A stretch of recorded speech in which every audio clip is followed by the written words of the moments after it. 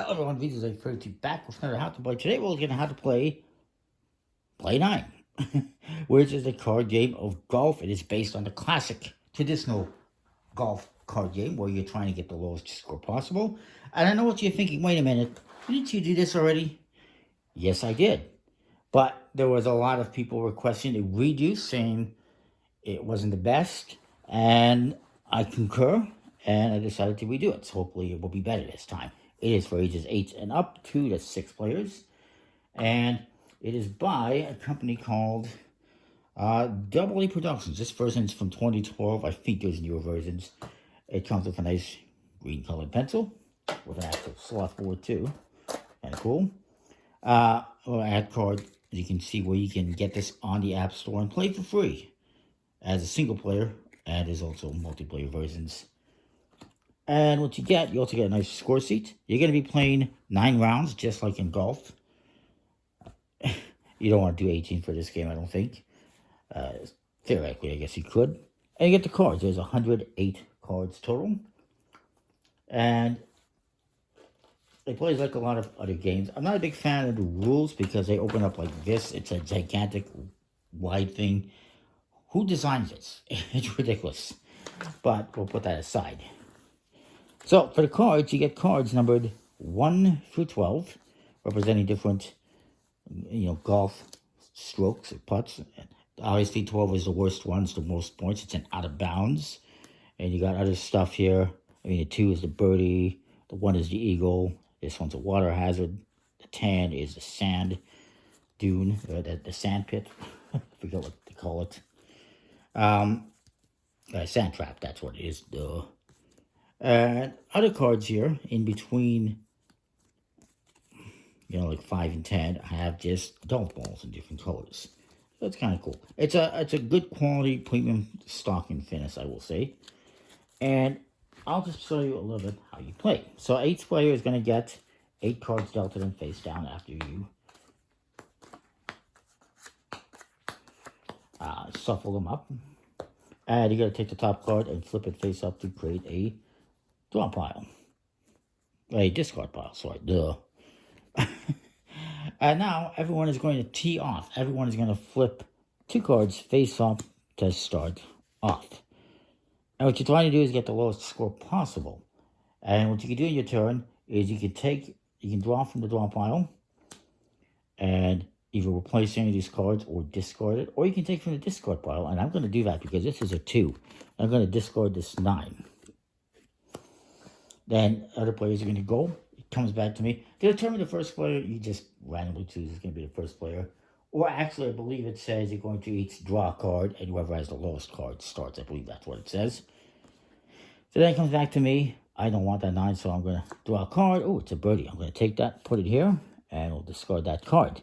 This is good because if you have 2 cards of the same value vertically, like 2 2s here, or 2 6s here, or 2 whatever here, it actually becomes a 0. It's what they call saving off strokes.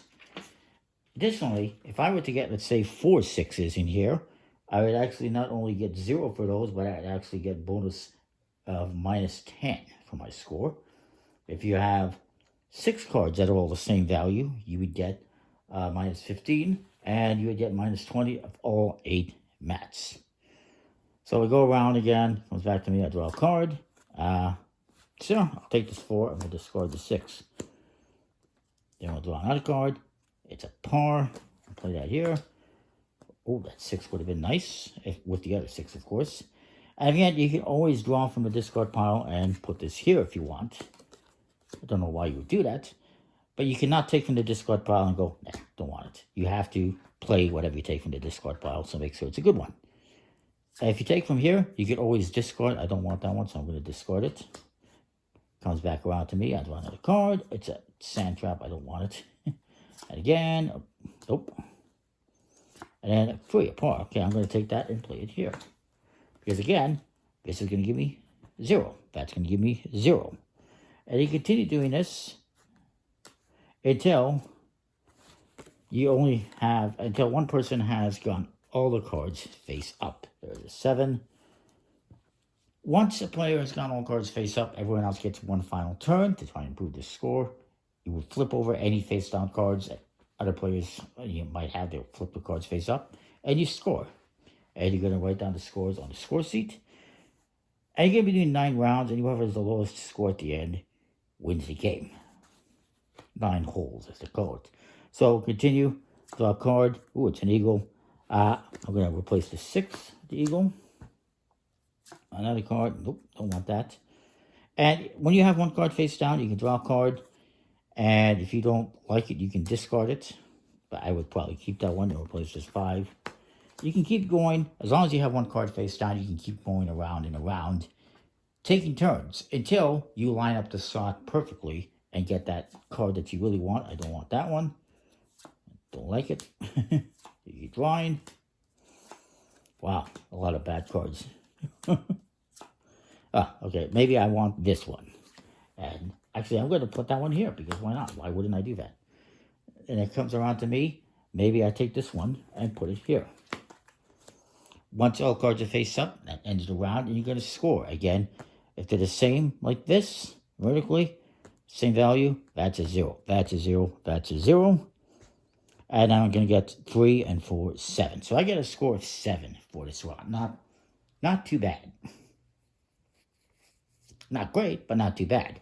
But had I had something else here like this 9, well, then that'd be worse because that's 10, 17.